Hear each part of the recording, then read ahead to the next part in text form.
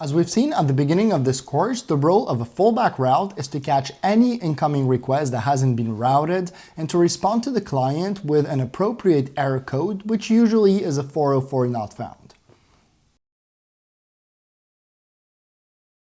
To implement this route, we're going to start by creating a new file within the controller's directory named Fallback, and within this file, write a module that exports a request handler whose role is to respond with an HTTP 404 using the sendStatus method of the response object. Once we've done that, we're going to import it in the server module and create a new route that uses a special method named all that will match every possible HTTP verb, whether it is get, post, delete, etc. And that uses as a path the following regular expression called a wildcard that will match every possible undeclared route.